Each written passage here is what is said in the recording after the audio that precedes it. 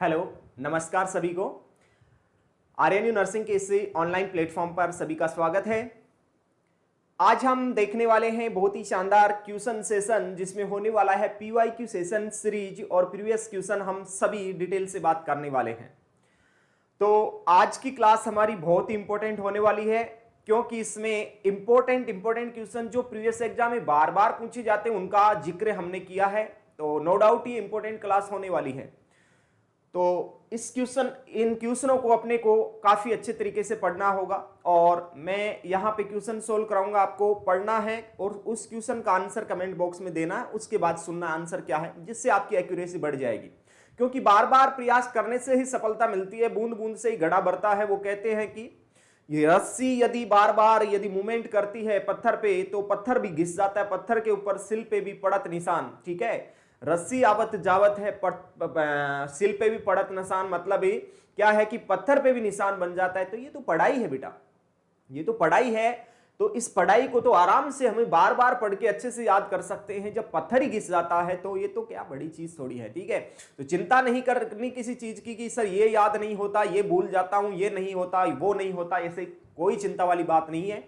क्योंकि जिन्होंने सफलता देखी है तो उन्होंने पिछली रातों में गम भी बहुत देखा है। वो रातों कांटों भरी रात भी बहुत देखी है, वो कांटों भरी रात भी बहुत देखी है। जो आज सफल हैं आपके सामने, जो चेहरे दिखाई दे रहे हैं, उन्होंने कांटों भरी रात देखी है, और वो उस रात को कौन जानता है, वो ही जान सकता है। तो स्टार्ट करते हैं आज के सेशन की, और इसमें होने वाला है इंपॉर्टेंट सेशन। पहला क्वेश्चन की शुरुआत, क्या a colostomy in the left side of the colon is known as. क्या पूछा, कोलोस्टोमी, यहां पे बात हो रही है कोलोस्टोमी की। क्या बात हो रही है कोलोस्टोमी की? इन the left side, very good, left side colostomy है ऑफ द कोलन, कोलन में है। अरे कोलन में लेफ्ट साइड कोलोस्टोमी है, उसको क्या बोल सकते, उसका कोई दूसरा नाम भी होता है क्या? तो मैं बोलूंगा उसको क्या ड्राई कोलोस्टोमी बोलेंगे, वेट कोलोस्टोमी बोलेंगे, डबल बेड कोलोस्टोमी बोलेंगे, लूप कोलोस्टोमी बोलेंगे। देखो, मैं पहले क्लियर कर देना चाहूंगा आपको कि लूप कोलोस्टोमी, कोई भी लूप कोलोस्टोमी का टाइप अपने एग्जाम के पॉइंट ऑफ व्यू से ऐसा कोई क्वेश्चन बनता नहीं है, और होता भी नहीं ऐसा टाइप की लूप कोलोस्टोमी होता है। डबल बेड कोलोस्टोमी भी कोई टाइप नहीं है। तो दो टाइप तो आपने हटा दिया, अब बचे अपने पास ड्राई कोलोस्टोमी और वेट कोलोस्टोमी। तो दोनों में बात करेंगे कि क्या यहां पे सही आंसर हो सकता है। इसको जानने के लिए अपने को बहुत कुछ देखना होगा, तभी ये पूरे डाटा क्लियर होंगे। तो अब मैं यहां पे तार खोलने वाला हूं और पूरी डिटेल आपको समझाने वाला हूं किसकी, कोलोस्टोमी के बारे में। कोलोस्टोमी में एक भी चीज बाहर नहीं जानी चाहिए। यस, तो स्टार्ट करता हूं, और मैं करता हूं यहां पे किसकी स्टार्टिंग, ये आपकी असेंडिंग कोलन, ये आपका ट्रांसवर्स कोलन हो गया, ये आपका डिसेंडिंग कोलन हो गया, ये आपका सिग्मोइड कोलन, ये रेक्टम, और ये एनस गुदा। ठीक है, ये बन गई आपकी लार्ज इंटेस्टाइन का। मैंने क्या बना दिया, मैंने यहां पे लार्ज इंटेस्टाइन का डायग्राम आपके सामने बना दिया है। ये सिग्मोइड कोलन, ये रेक्टम और anus. Anus is the last part of JIT system. Yes, ये रहेगा आपका असेंडिंग कोलन। कौन सा रहेगा? असेंडिंग कोलन, असेंडिंग कोलन, ये असेंडिंग कोलन रहेगा। ये ट्रांसवर्स कोलन रहेगा, ये ट्रांसवर्स कोलन रहेगा, और ये रहेगा कौन सा? Descending colon. ये डिसेंडिंग कोलन रहेगा, डिसेंडिंग कोलन, डिसेंडिंग कोलन रहेगा ये। Yes, descending colon. ठीक है, तो तीन पार्ट तो ये हो गए। अब यहां पे इसको हम बोलेंगे क्या? Sigmoid colon. इस पार्ट को हमने क्या बोला? इस पार्ट को हमने सिग्मोइड कोलन बोला। Yes, okay. नेक्स्ट हमने इस पार्ट को क्या बोला? इस पार्ट को हमने रेक्टम बोला। और लास्ट जो पार्ट होता है वो तो सभी को पता है कि sir last part of the GIT is the anus, गुदा, जिसको हिंदी में क्या बोलते हैं? गुदा हम बोल सकते हैं। यस, ये होता है आपका लार्ज इंटेस्टाइन का डायग्राम। इसको हम कोलन भी बोल सकते हैं, लार्ज इंटेस्टाइन भी बोल सकते हैं, लोअर पार्ट ऑफ जीआईटी भी हम बोल सकते हैं। कोई बुरी बात नहीं होने वाली यहां पे। अब यहां पे बात करेंगे कि सर पहले तो बात करेंगे कोलोस्टोमी क्या है। कोलोस्टोमी का मतलब होता है सर आर्टिफिशियल या सर्जिकल ओपनिंग बनाना लार्ज इंटेस्टाइन में या कोलन में। बिकॉज क्यों? इसका कारण यह है कि सर हो सकता है कि इसका इम्परफोरेटेड एनस है, एनस में कोई रुकावट है, ब्लॉकेज है, ये ओपन ही नहीं है। अरे ओपन नहीं है तो स्टूल पास आउट नहीं कर पाएगा, नहीं कर पाएगा तो यहां पे छेद निकाल के लगा दो, क्या ये बैग लगा दो कोलोस्टोमी। यहां पे कोलन में छेद निकालेंगे, आर्टिफिशियल ओपनिंग करेंगे, कट लगा देंगे और यहां पे कोलोस्टोमी बैग लगा देंगे। इसी को तो हमने क्या बोला, कोलोस्टोमी बोला। यस, तो बात यह है कि सर इसमें कोलोस्टोमी कहां कहां पे कर सकते हैं सर, यहां पे असेंडिंग कोलन में कर सकते हैं, ट्रांसवर्स कोलन में कर सकते हैं, डिसेंडिंग कोलन में कर सकते हैं, सिग्मोइड कोलन में कर सकते हैं। ये साइट है जहां पे कर सकते हैं कोलोस्टोमी। अब मैं बताना चाहूंगा कि सर यहां से हमारा फूड मूवमेंट करता हुआ जाता है और जाता है तो पानी का एब्जॉर्प्शन भी होता रहता है। मैं बोलूंगा ज्यादा लिक्विड कहां पे, तो आप बोलोगे सर लिक्विड यहां पे, फिर धीरे धीरे धीरे धीरे पानी सोखता जा रहा इंटेस्टाइन, यहां पे पानी थोड़ा सा कम हो जाएगा और यहां पे और कम हो जाएगा, यहां पे तो पूरा पानी सोख लिया जाएगा इंटेस्टाइन के द्वारा। तो बात यह है कि सर यहां पे इसीलिए इसको राइट साइड, ये कौन सी कोलोस्टोमी है, राइट साइड कोलोस्टोमी है, राइट साइड कोलोस्टोमी है।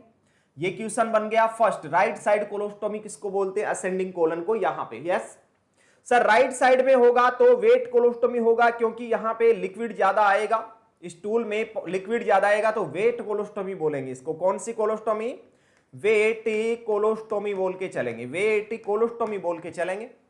नेक्स्ट बात करेंगे कि सर यहां पे यदि स्टूल का अपीयरेंस देखेंगे वो कैसा आएगा, वो स्टूल का अपीयरेंस रहने वाला यहां पे लिक्विड फॉर्म ऑफ स्टूल, क्या liquid form of stool, liquid stool देखने को मिलेगा यहां पे अपने को। नेक्स्ट सर ये राइट साइड में कोलोस्टोमी होगी, उसको टेम्परेरी कोलोस्टोमी बोलेंगे, क्या बोलेंगे, टेम्परेरी कोलोस्टोमी बोल के चलेंगे यहां पे, इसको परमानेंट बात नहीं करेंगे। तो ये भी एक क्वेश्चन बन जाता है। अब ये रहेगी ट्रांसवर्स कोलोस्टोमी, तो यहां पे सेमी सॉलिड स्टूल आएगा, यदि यहां पे करेंगे तो सेमी सॉलिड स्टूल देखने को मिलेगा, सेमी सॉलिड स्टूल यहां पे देखने को मिलेगा अपने को। सर यदि लेफ्ट साइड में करेंगे तो इसको लेफ्ट साइड कोलोस्टोमी बोलेंगे, लेफ्ट साइड कोलोस्टोमी बोलेंगे। सर लेफ्ट साइड कोलोस्टोमी होगा, उसमें जो स्टूल रहेगा वो स्टूल रहेगा कैसा, सॉफ्ट स्टूल रहेगा, सॉफ्ट स्टूल रहेगा। इसी सॉफ्ट स्टूल को दूसरे नाम से बोल सकते हैं क्या सर, फॉर्म्ड स्टूल रहेगा, फॉर्म्ड स्टूल रहेगा, फॉर्म्ड स्टूल, या फिर मैं बोल दूं नॉर्मल स्टूल रहेगा, ऐसा हम बोल सकते हैं, नॉर्मल स्टूल रहेगा, ये हम बोल सकते हैं स्टूल के बारे में। नेक्स्ट सर यदि बात करें सिग्मोइड कोलन की, तो सिग्मोइड कोलन में जो कोलोस्टोमी होगी वो रहेगी परमानेंट कोलोस्टोमी। और सर सिग्मोइड कोलन में जो कोलोस्टोमी रहेगी उसको हम परमानेंट कोलोस्टोमी बोलेंगे।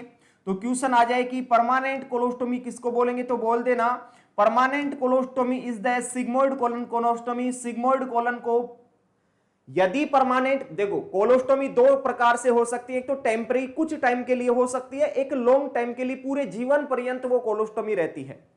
यदि कुछ टाइम के लिए करना है तो राइट साइड में कर सकते हैं, लेकिन लॉन्ग टाइम तक करना है तो हमें लेफ्ट साइड में ही करके चलेंगे। और लेफ्ट साइड में भी मोस्ट कॉमन साइट क्वेश्चन आएगा, most common site, most common site for colostomy, तो बोल देना सिग्मोइड कोलन, क्या बोलेंगे, सिग्मोइड कोलन बोल के चलेंगे। और सिग्मोइड कोलन में यदि कोलोस्टोमी करते हैं तो इसी चीज को क्या बोला हमने, इसी बात को हमने बोला कि सर इसी को सिग्मोइड कोलन को एंड कोलोस्टोमी बोला, क्योंकि एंड पार्ट में हो रही है तो इसको एंड कोलोस्टोमी बोला हमने। और एंड कोलोस्टोमी को ही हम एक प्रोसीजर का नाम देते हैं जिसको बोलते हैं हार्टमान प्रोसीजर। क्या बोलते हैं, हार्टमान प्रोसीजर, हार्टमान प्रोसीजर बोलेंगे, हार्टमान प्रोसीजर बोल के चलेंगे किसको, एंड कोलोस्टोमी को। तो ये रहेगा एक इंपॉर्टेंट क्वेश्चन की मोस्ट कॉमन कोलोस्टोमी कहां पे होगी, सिग्मोइड कोलन में होगी। Sigmoid colon is the most common site for colostomy. यहां पे जो स्टूल आएगा वो रहेगा normal stool, formed stool, soft stool. इसको ड्राई नहीं बोल सकते बेटा, ये ड्राई कोलोस्टोमी का नाम है।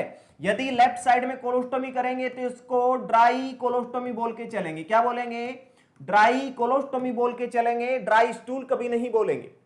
ये सर परमानेंट कोलोस्टोमी होगा, लेफ्ट साइड में कोलोस्टोमी होगा वो हमेशा परमानेंट होगा, परमानेंट कोलोस्टोमी होगा, इसको हम परमानेंट कोलोस्टोमी बोल के चलेंगे। यस, ये कोलोस्टोमी की बातें होती है इंपॉर्टेंट, यहां पे पूरी कंप्लीट कहानी किसकी, कोलोस्टोमी की पूरी कहानी यहां पे कंप्लीट होती है। तो अब बात को समझना, right side colostomy, temporary colostomy, wet colostomy, यहां पे बात करेंगे लेफ्ट में, तो लेफ्ट में बात करेंगे ड्राई कोलोस्टोमी, स्टूल आएगा फॉर्म्ड सॉफ्ट स्टूल आएगा, नॉर्मल स्टूल आएगा। यदि बात करेंगे परमानेंट कोलोस्टोमी की, मोस्ट कॉमन कोलोस्टोमी की, सिग्मोइड कोलन कोलोस्टोमी की, तो बातें सभी सब कुछ समझ में आ गई होंगी। ड्राई कोलोस्टोमी और वेट क्वेश्चन यही तो था कि वेट कोलोस्टोमी किसको बोलेंगे, ड्राई कोलोस्टोमी किसको बोलेंगे। तो राइट साइड में, लेफ्ट साइड में permanent dry colostomy, right side में कौन सी कोलोस्टोमी, वेट कोलोस्टोमी। यस, तो देखते हैं आप क्वेश्चन को। क्वेश्चन ने यही तो पूछा कि सर लेफ्ट साइड में कोलोस्टोमी होगी, लेफ्ट साइड में इधर की बात हो रही थी, मतलब लेफ्ट साइड में कौन सी, ड्राई कोलोस्टोमी। तो ए ऑप्शन हमारा सही जवाब होगा, A option is the right option, dry colostomy. Yes, next question पे चलते हैं अभी और देखते हैं क्या कहना चाह रहा है क्वेश्चन। क्वेश्चन नेक्स्ट क्या रहेगी, which part of the colon is the preferred site for permanent colostomy. Sir ये क्वेश्चन तो आपने अच्छी तरीके से बता दिया, तो इसमें तो कोई डाउट नहीं होगा। यहां पे बोलिया प्रीफर्ड साइट, प्रीफर्ड साइट बोल दिया, क्या बोल दिया, प्रीफर्ड साइट बोल दिया। और प्रीफर्ड साइट को ही हम मोस्ट कॉमन साइट भी बोल सकते हैं। और प्रीफर्ड साइट तो हमने क्या बोला था सर, सिग्मोइड कोलन में कोलोस्टोमी होती है, उसको प्रीफर्ड या मोस्ट कॉमन कोलोस्टोमी बोलते हैं।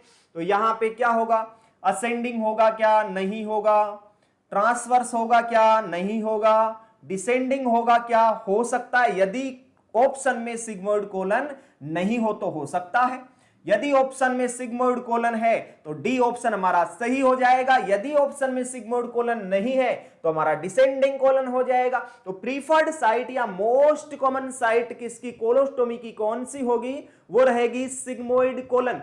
सिग्मोइड कोलन में एंड कोलोस्टोमी करते हैं, लास्ट पार्ट में कोलोस्टोमी होगी, और लास्ट पार्ट में कोलोस्टोमी होती है उसको हार्टमान प्रोसीजर बोलते हैं। और यह भी याद रखना कि सर हार्टमान, यदि हार्टमान नाम आता है, हार्टमान का नाम आता है तो चार बात करेंगे, एक बात से काम नहीं चलेगा। हार्टमान तो एंड कोलोस्टोमी होगी, फर्स्ट पॉइंट रहेगा, एंड कोलोस्टोमी होगी। एंड कोलोस्टोमी को क्या बोलते हैं, हार्टमान प्रोसीजर, हार्टमान प्रोसीजर बोलते हैं इसको। एक पॉइंट, एक क्वेश्चन तैयार, हार्टमान। यहां पे हार्टमान प्रोसीजर का क्वेश्चन आएगा तो बोल देना हार्टमान प्रोसीजर किसको बोलते हैं, एंड कोलोस्टोमी को। दूसरा बात करेंगे हार्टमान सॉल्यूशन, हार्टमान सॉल्यूशन, तो हार्टमान सॉल्यूशन किसको बोलते हैं, हार्टमान सॉल्यूशन रिंगर लैक्टेट को, आरएल को बोलते हैं। दूसरा क्वेश्चन। तीसरा क्वेश्चन, स्पेस की थोड़ी कमी रहेगी, समझ जाना बात को। नेक्स्ट, हार्टमान पाउच किसको बोलते हैं, हार्टमान से पाउच किसको बोलेंगे, तो हार्टमान पाउच किसको बोलेंगे, तो बोल देना गॉल ब्लेडर को हार्टमान पाउच बोलते हैं, गॉल ब्लेडर को हार्टमान पाउच बोलेंगे। चौथा क्वेश्चन रहेगा हमारा इंपॉर्टेंट, क्या, हार्टमान साइन, क्या रहेगा, हार्टमान साइन, हार्टमान साइन किसको बोलेंगे, तो हार्टमान साइन बोलते हैं क्या, स्लाइटली ब्लीडिंग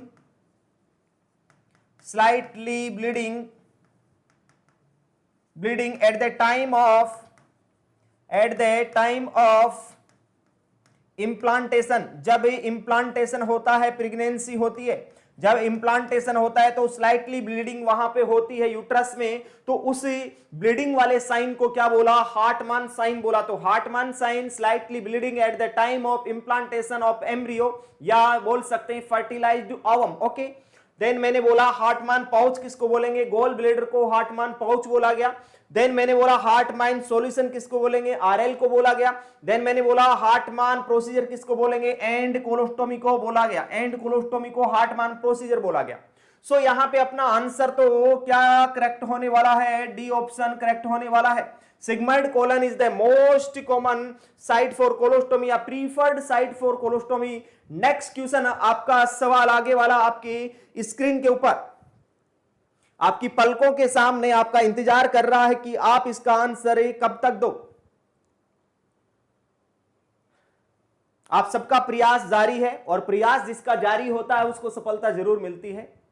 बाबा श्याम की कृपा आपके ऊपर सब पे बनी रहे, और आप सबको जल्दी सफलता मिलने वाली है। बाबा श्याम का ऐसा आशीर्वाद रहेगा आपके ऊपर। तो क्वेश्चन आगे का आपके सामने है, क्या इसका जवाब हो सकता है सही? इसका क्वेश्चन क्या कहना चाह रहा है? The size of rectal tube used in adult patient है और रेक्टल ट्यूब उसको लगानी है, उसका साइज कौन सा हो सकता है जब हम एनीमा लगा रहे हैं? सर एनीमा यदि लगाते हैं तो हमेशा याद रखना 22 टू 30 फ्रेंच, ये तो अडल्ट का साइज होता है। 18 से 22 फ्रेंच होता है सर बच्चों का साइज होता है। और इन्फेंट नियोनेट का कितना होगा? इन्फेंट नियोनेट का होगा कितना? 12 से 18 होगा इन्फेंट नियोनेट का। यस, ये रहेगा इन्फेंट नियोनेट का।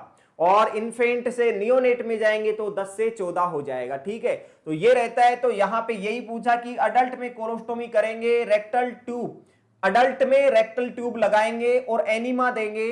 एनीमा का दूसरा नाम सबको पता होगा सर, एनीमा यदि लगाएंगे तो एनीमा को हम क्लिस्टर बोलते हैं। क्या बोलते हैं?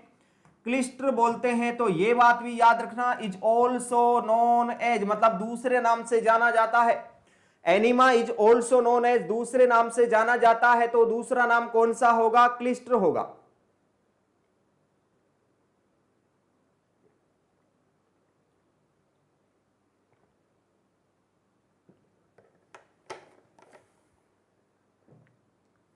चलो आगे देखते हैं। तो सिंपल सी बात यही तो पूछी थी कि रेक्टल ट्यूब का साइज कौन सा होगा। तो यहां पे तीनों बात कर ली हमने, तीनों बात कर ली। तो अडल्ट का पूछा था तो डी ऑप्शन यहां पे सही जवाब रहेगा हमारा, सही जवाब रहेगा। जब एनीमा लगा रहे हैं तो 22 से 30 फ्रेंच का कैथेटर ट्यूब चाहिए। अब जब एनीमा लगा रहे हैं अडल्ट में तो डी ऑप्शन हमारा सही होगा। और दूसरा मैंने बोल दिया कि एनीमा जो होता है उसको क्लिस्टर भी बोला जाता है, दूसरे नाम से। ऐसा क्वेश्चन एग्जाम में पूछ लिया जाता है। सो यहां पे D option is the right option. अगला सवाल, अगला क्वेश्चन क्या कहना चाह रहा है? Anti spasmodic enema is also known as, anti spasmodic enema को दूसरे नाम से जाना जाता है। एंटी स्पास्मोडिक एनीमा को कार्मिनेटिव एनीमा बोलते हैं, याद रखना। तो ये होगा carminative enema. C option is the right option, ये कार्मिनेटिव एनीमा होगा। कार्मिनेटिव एनीमा, कौन सा enema? Carminative enema. Purgative enema, oil enema, astringent enema, यहां पे सी ऑप्शन सही जवाब रहेगा। कार्मिनेटिव एनीमा को हमेशा एंटी स्पास्मोडिक एनीमा बोलते हैं। सर कार्मिनेटिव एनीमा का काम क्या है? To remove flatulence, to remove flatulence, ये फ्लैचुलेंस को बाहर निकालने के लिए, गैस को बाहर निकालने के, सर फ्लैचुलेंस बोल दो या फिर गैस फॉर्मेशन बोल दो, गैस को बाहर निकालने के लिए, या फ्लैचुलेंस, या तो हम गैस बोल सकते हैं या फिर फ्लेटस बोल सकते हैं, या गैस बोल सकते हैं, फ्लेटस बोल सकते हैं, या फ्लैचुलेंस बोल सकते हैं, बातें सभी एक ही है। यस, तो ये रहेगा कार्मिनेटिव एनीमा, दूसरा नाम होता है anti spasmodic enema. C option सही ऑप्शन रहेगा। ऑयल एनीमा जो होता है, ऑयल एनीमा का यूज जो होता है टू सॉफ्ट द स्टूल, ये सॉफ्ट करता है स्टूल को, to soft the stool, stool को सॉफ्ट करता है। परगेटिव एनीमा क्या करता है सर? परगेटिव एनीमा क्या करेगा? अरे भाई सिंपल सी बात है, इंक्रीज पेरिस्टाल्टिक मूवमेंट, पी का मतलब परगेटिव और पी का मतलब peristalsis, to increase peristaltic movement, to increase peristaltic movement, peristaltic movement को इंक्रीज करता है, उसको बोलते हैं क्या? उसको परगेटिव एनीमा बोलते हैं। एस्ट्रिंजेंट एनीमा, एस्ट्रिंजेंट एनीमा क्या है? एस्ट्रिंजेंट एनीमा में बोल सकते हैं कि यहां पे पैरासाइट की ग्रोथ को डिस्ट्रॉय किया जाता है, to destroy the parasitic growth, to destroy the parasites growth, parasite की ग्रोथ को डिस्ट्रॉय करने के लिए जो एनीमा काम में लेंगे उसका नाम रहेगा एस्ट्रिंजेंट एनीमा। तो यहां पे चारों एनीमा की बात हो गई है, क्या क्या फंक्शन होता है और किस नाम से जाना जाता है। Purgative enema is also known as 1 2 3 enema, 1 2 3 enema, 1 2 3 enema is also known as purgative enema. तो यहां पे जो अदर नेम जिस एनीमा के थे वो मैंने अदर नेम आपको बता दिए हैं।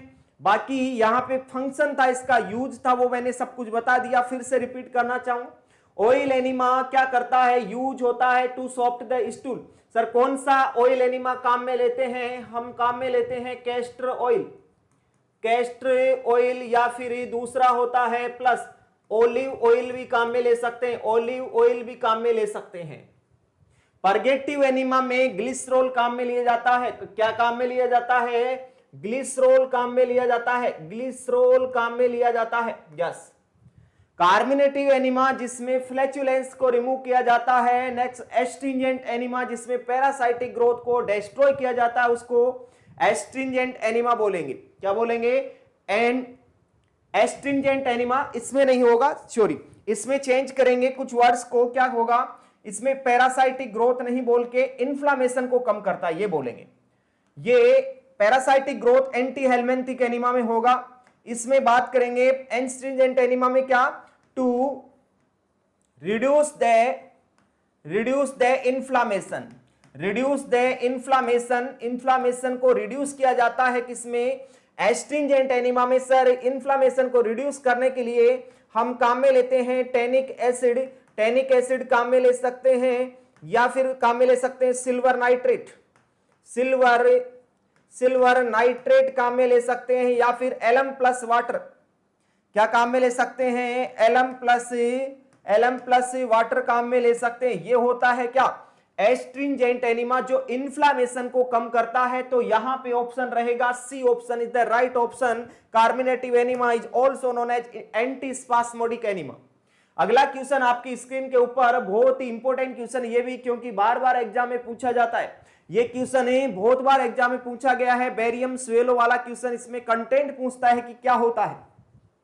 तो ये पूछा क्या? In barium swallow the type of barium used is, कौन सा बेरियम यूज किया जाता है? तो हमें बताना होगा barium sulphate, barium Meta bisulphate, barium bromide, barium citrate. ये यहाँ पे 4 ऑप्शन है। सही ऑप्शन कौन सा होगा? सही ऑप्शन कौन सा होगा? तो यहाँ पे बेस्ट आंसर होगा क्या? Barium sulphate. ए ऑप्शन यहाँ पे सही जवाब रहेगा। याद रहे बेरियम सल्फेट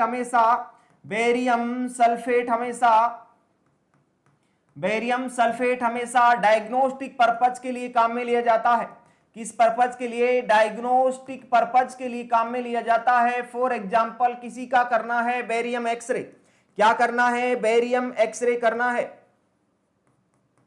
बेरियम एक्सरे करना है, बेरियम एक्सरे करना है। तो हमेशा क्या होगा? यहां पे बेरियम सल्फेट काम में लेंगे, बेरियम सल्फेट काम में लेंगे। बेरियम एक्सरे करने के लिए कहां, किसी पार्ट में कोई रुकावट तो नहीं है, कोई ऑब्स्ट्रक्शन तो नहीं है, कोई वहां पे रुकावट तो नहीं आ चुकी है। तो बेरियम एक्सरे या बेरियम सल्फेट की बात करेंगे। यहां डायग्नोस्टिक पर्पज की बात होने वाली है।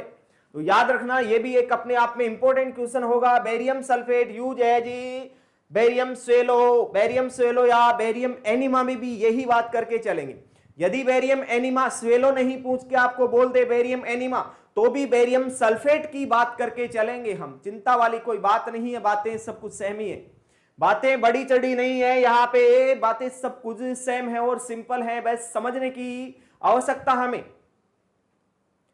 While measuring central venous pressure, the 0 point of the manometer is adjusted to।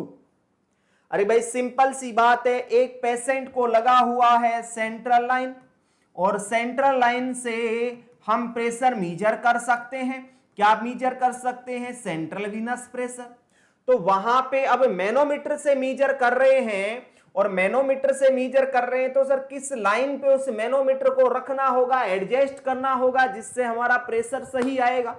तो pressure anterior axillary line, midi axillary line, posterior axillary line, shoulder level. तो यहां पे हमारा करेक्ट ऑप्शन होगा मिडी एक्सिलरी लाइन।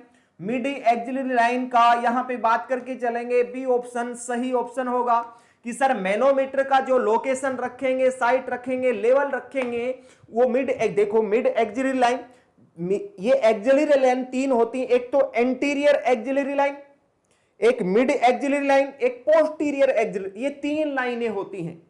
और 3 लाइनें होती हैं, तो यहां पे मिड एक्सिलरी लाइन की बात करके चलेंगे। यहां पे हम फिक्स करेंगे at the level of right atrium of heart.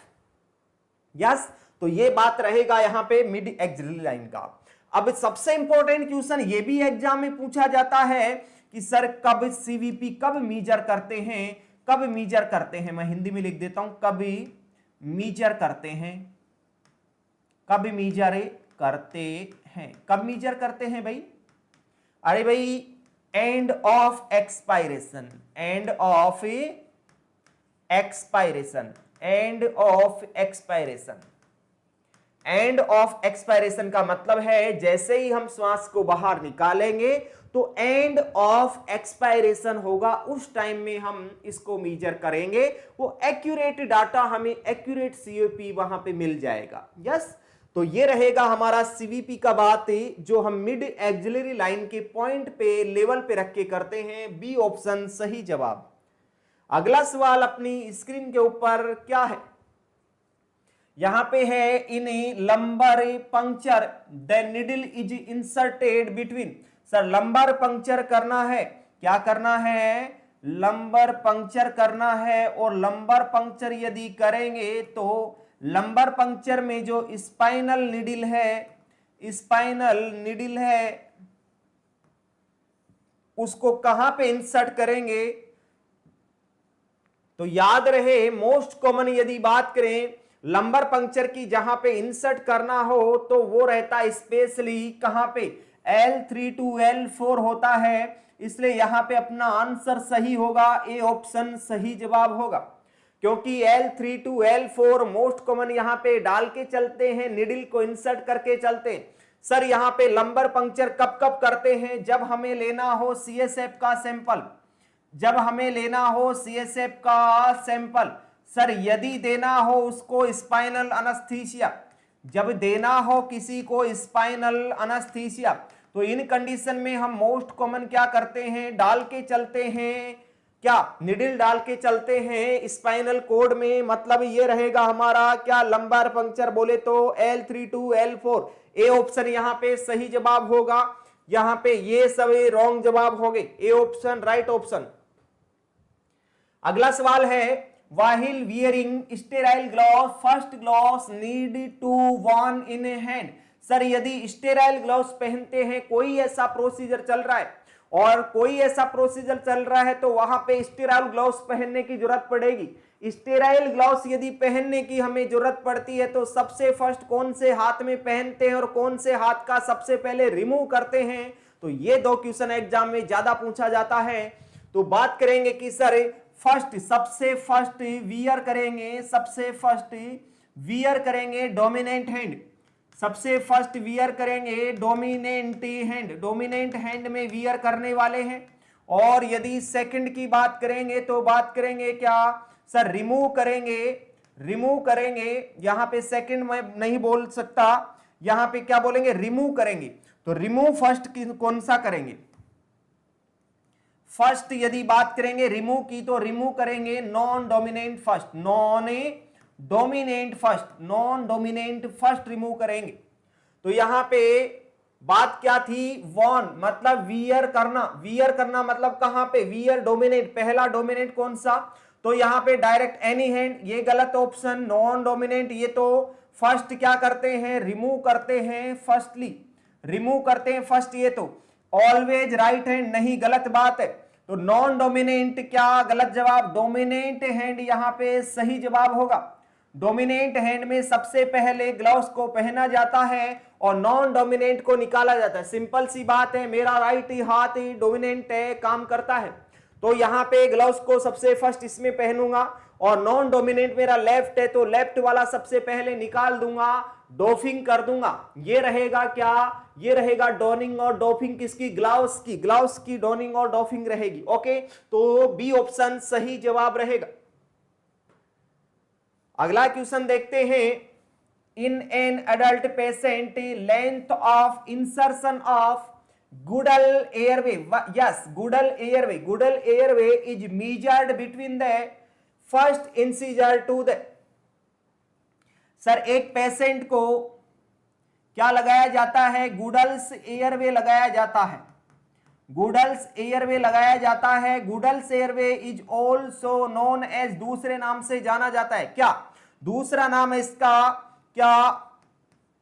ओरोफेरिंजियल airway, क्या? ओरोफेरिंजियल एयरवे, ओरोफेरिंजियल एयरवे के नाम से जाना जाता है। सर इसको यदि डालेंगे तो छोटा बड़ा होता है, नंबरिंग का होता है, तो कैसे कैसे इसको मीजर कर सकते हैं सर? यहाँ पे सेंट्रल इंसीजर से कहां तक मीजर कर सकते हैं?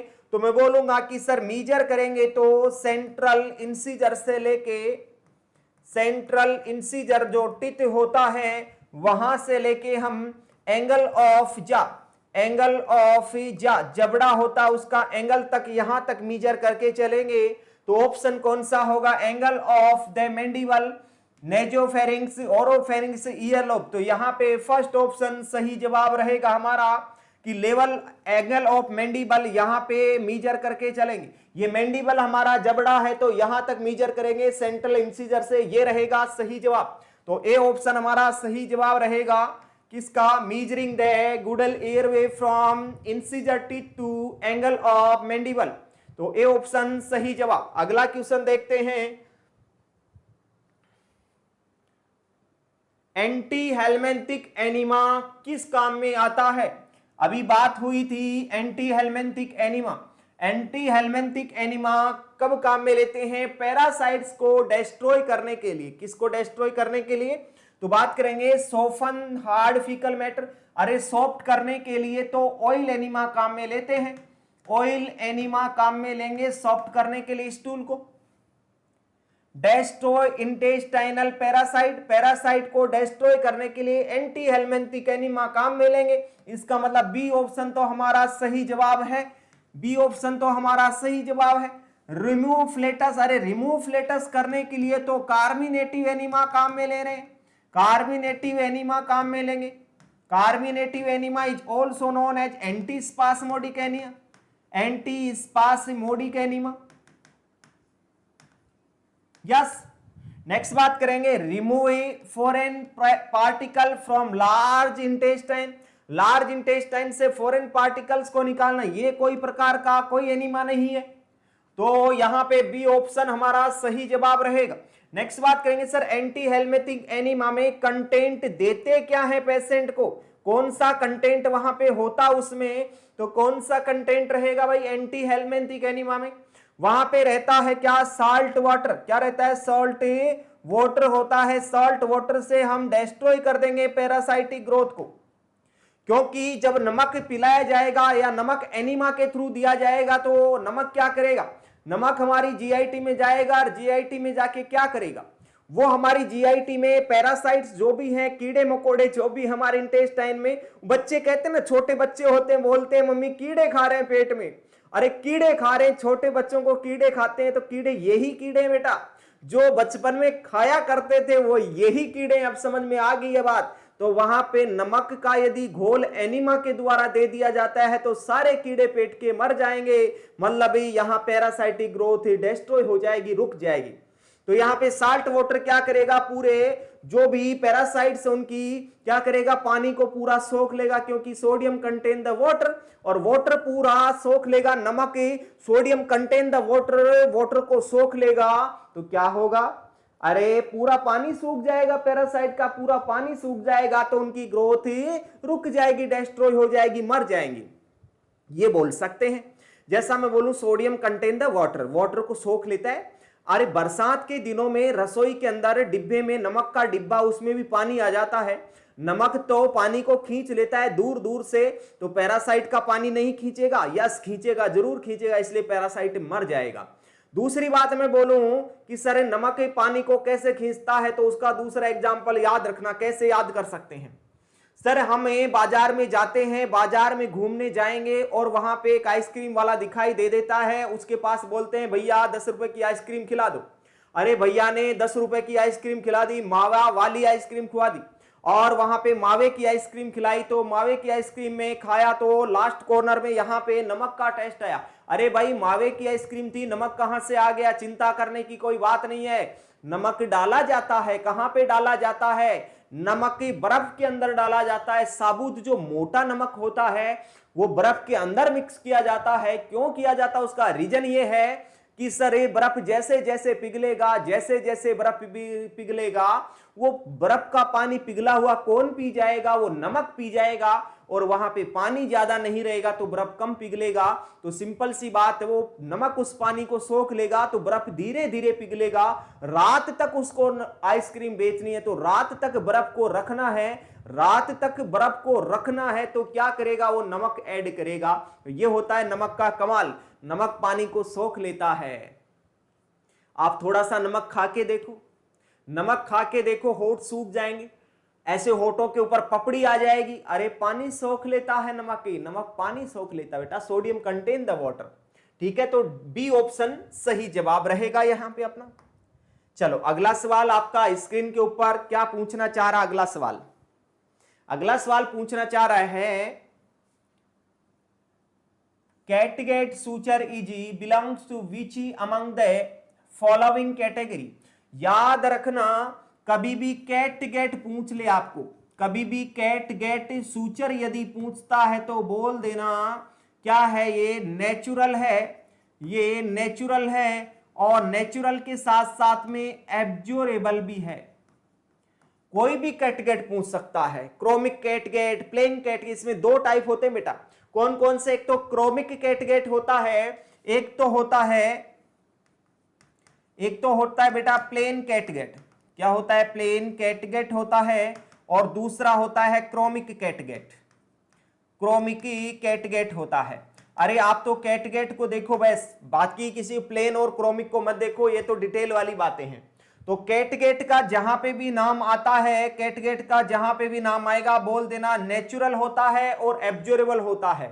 ये सर सिप की इंटेस्टाइन से, सिप इंटेस्टाइन से प्राप्त किया जाता है, सिप इंटेस्टाइन से प्राप्त किया जाता है। और अदर और बात करें तो बोल सकते हैं ये घोड़े की, हॉर्स की इंटेस्टाइन से प्राप्त किया जाता है, सुअर की इंटेस्टाइन से प्राप्त किया जाता है, ये कैमल की इंटेस्टाइन से प्राप्त किया जाता है, कैट होता है बिल्ली होता है, बिल्ली की इंटेस्टाइन से प्राप्त किया जाता है। ये होता है कैटगेट सूचर जो एब्जॉर्बेबल होता है। सर ये तो बात अपने क्वेश्चन की थी कि कैटगेट सूचर बिलोंग्स किसके, सिंथेटिक तो नहीं होता है, तो सिंथेटिक तो ऑप्शन ही हटा दो। नेचुरल होता है, लेकिन नेचुरल में भी कौन सा, एब्जॉर्बेबल। तो नेचुरल में कौन सा रहेगा, नॉन एब्जॉर्बेबल नहीं, ये रहेगा नेचुरल एब्जॉर्बेबल सूचर, ये रहा natural absorbable suture. D option हमारा सही जवाब रहेगा। इतना बात समझ में आया। सर नेचुरल नॉन एब्जॉर्बेबल कौन सा होता है, तो बोल देना polyglycolic acid, polyglycolic acid is the example of, polyglycolic acid is the example of natural non absorbable suture, जो जीएमसीएच एग्जाम में, जीएमसीएच एग्जाम में 2016 में पूछा गया क्वेश्चन है, याद रखना हमेशा। जीएमसीएस 2016 में पूछा गया क्वेश्चन है, पॉलीग्लाइकोलिक एसिड कौन से का टाइप है, नेचुरल नॉन एब्जॉर्बेबल सूचर का टाइप है। नेक्स्ट बात करेंगे sir synthetic absorbable suture, synthetic absorbable suture, synthetic यदि बात करें सिंथेटिक में एब्जॉर्बेबल सूचर की, तो सिंथेटिक में एब्जॉर्बेबल कौन सा होगा भाई, सिंथेटिक में एब्जॉर्बेबल कौन सा होगा, नेचुरल, नेचुरल एब्जॉर्बेबल सूचर और नेचुरल नॉन एब्जॉर्बेबल सूचर। तो यहां पे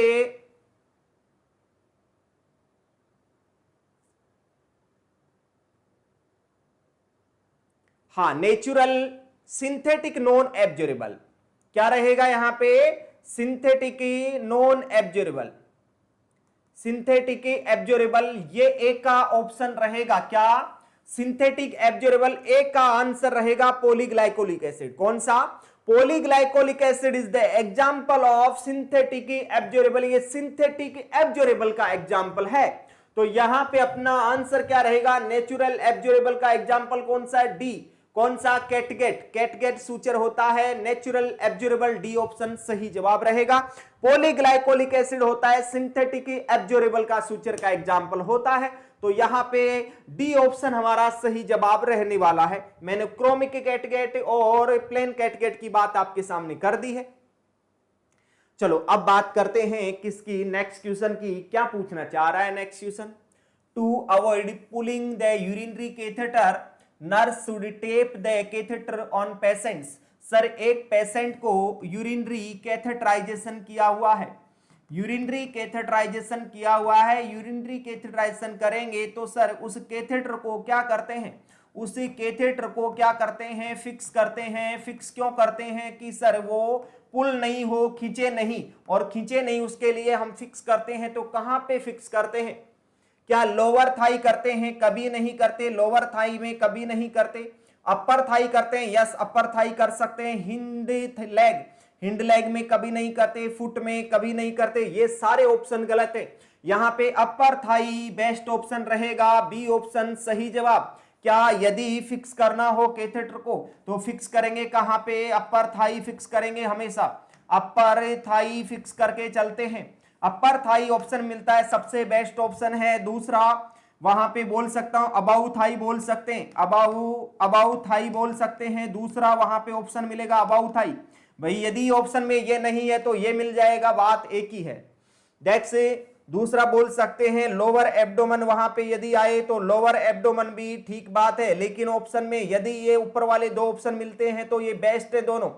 यदि लोअर एब्डोमेन है ऑप्शन में, ये नहीं है तो ये लगा सकते हैं, लोअर एब्डोमेन का भी बात कर सकते हैं। अरे भाई कैथेटर को फिक्स करेंगे क्योंकि खींचेगा नहीं, खींचेगा नहीं तो यूरिथ्रा डैमेज नहीं होगी। और कोटी जो होता है यूरिनरी कैथेटर में इंफेक्शन होता है, यूटीआई होता, उससे हम क्या बच सकते हैं। यस तो यहां पे कौन सा option, B option is the right option, upper thigh. अगला सवाल आपकी स्क्रीन के ऊपर क्या कहना चाह रहा है? Packed RBC can be store up to. Sir packed RBC को स्टोर कर कितने दिन तक कर सकते हैं?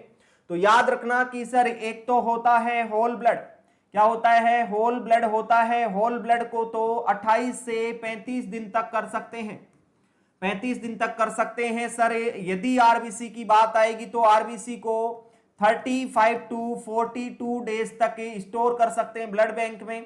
यदि सर यहाँ पे प्लेटलेट की बात आएगी, प्लेटलेट की बात आएगी तो बात होगी 9 टू 11 डेज तक स्टोर कर सकते हैं। यदि सर डब्ल्यूबीसी की बात आएगी तो डब्ल्यूबीसी को हम 13 डेज तक स्टोर कर सकते हैं, 13 दिन के लिए। यदि सर यहाँ पे प्लाज्मा की बात आएगी तो प्लाज्मा को प्लाज्मा के दो टाइप होते हैं, दो टाइप कौन कौन से? एक होता है एफएफपी, एक होता है क्रायोप्रेसिपिटेट प्लाज्मा। क्रायोप्रेसिपिटेट प्लाज्मा होता है तो दोनों को ही स्टोर कर सकते हैं 1 ईयर के लिए, 1 साल के लिए स्टोर कर सकते हैं। तो ये सभी का टाइमिंग आपके सामने आ गया है कि ड्यूरेशन ऑफ स्टोरेज ड्यूरेशन आ गया है। तो आरबीसी का कितना है? 35 से 42 दिन। तो आरबीसी का पूछा तो बोल देना यहाँ पे डी ऑप्शन हमारा सही ऑप्शन होगा, सही जवाब रहने वाला है। डी ऑप्शन सही जवाब रहने वाला, ये नहीं होगा, ये नहीं होगा, ये भी नहीं होगा। मैंने सबका टाइमिंग लिखवा दिया है, चिंता करने की कोई आवश्यकता नहीं है। यदि क्वेश्चन आए एग्जाम में तो छोड़ना नहीं है, दौड़ा दौड़ा के मारना है, भगा भगा के मारना है, क्वेश्चन को छोड़ना नहीं है। क्योंकि 1 नंबर चाहिए अपने को। अरे 1 नंबर से ही अपने लाखों की संख्या में आगे हो सकते हैं, हजारों की संख्या में स्टूडेंट से आगे जा सकते हैं 1 नंबर से ही। तो 1 नंबर तो बहुत बड़ा होता है, छोटा नहीं होता है। 1 नंबर से ही सिलेक्शन हो जाता है। कहते हैं अरे यार मेरा तो 1 नंबर से ही रह गया, नहीं तो मेरा हो जाता। अरे भाई आपको ये नहीं बोलना पड़े काश मेरा 1 नंबर और आ जाता। काश काश वर्ड को यदि छोड़ना है तो पढ़ना पड़ेगा।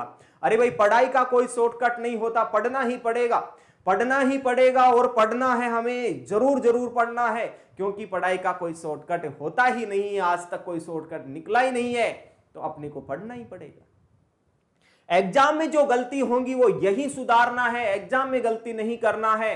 तो मैं यही बोलना चाहूंगा काश मेरा 1 नंबर और आ जाता। ये बात अपने को नहीं बोलनी है, अपने को तो नंबर 2 4 5 एक्स्ट्रा ही लाने हैं कि सर मेरे को कोई चिंता नहीं है, मेरी तो एक्स्ट्रा नंबर है, मैं तो ज्यादा नंबर है, मैं तो मेरिट लिस्ट में आ रहा हूं। मैं तो जो कैटेगरी से ऊपर की बात हो रही है, मेरिट लिस्ट जो छूटी है, कट ऑफ जितनी गई उससे ज्यादा नंबर आ रहे हैं मेरे, तो चिंता करने की कोई आवश्यकता आपको नहीं है।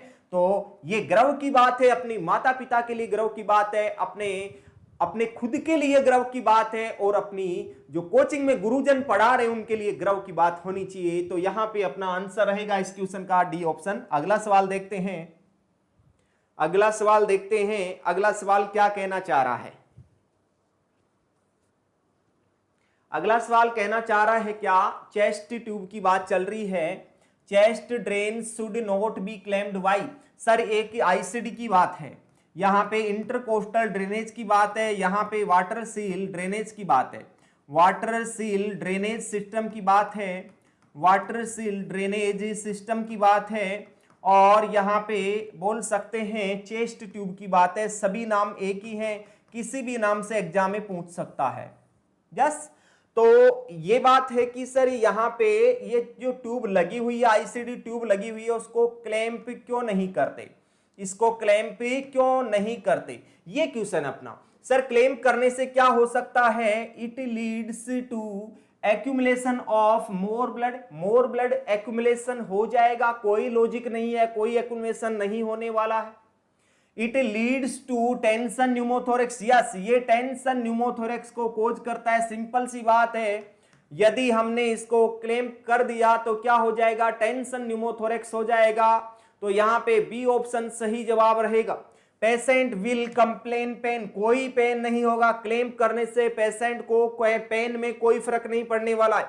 नन ऑफ दीज यहाँ पे कोई भी नहीं है, नहीं ऐसा तो नहीं है, यहाँ पे बी ऑप्शन हमारा सही जवाब है, बी ऑप्शन हमारा सही जवाब होगा, बी ऑप्शन सही जवाब होगा। क्या सही जवाब है, it lead to tension pneumothorax.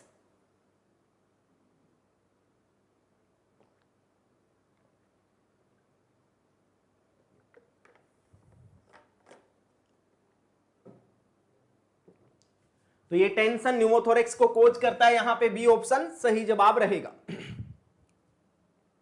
आज के अपने क्लास का और सेशन का लास्ट क्वेश्चन रहेगा, क्या क्वेश्चन है, milking of drainage tube will create.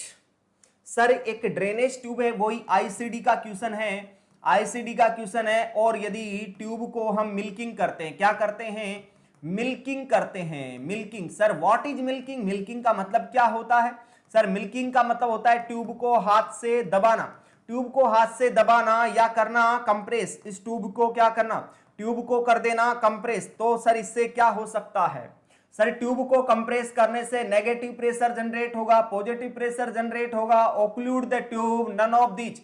Sir ये मिल्किंग करने से क्या होगा, नेगेटिव प्रेशर जनरेट होगा। तो ए ऑप्शन हमारा सही जवाब है, ए ऑप्शन सही जवाब है। हमेशा इसको आईसीडी ट्यूब को कंप्रेस करने से नेगेटिव प्रेशर जनरेट होता है, क्या होता है, नेगेटिव प्रेशर जनरेट होता है, नेगेटिव प्रेशर जनरेट होता है। यस ये इंपॉर्टेंट क्वेश्चन रहेगा।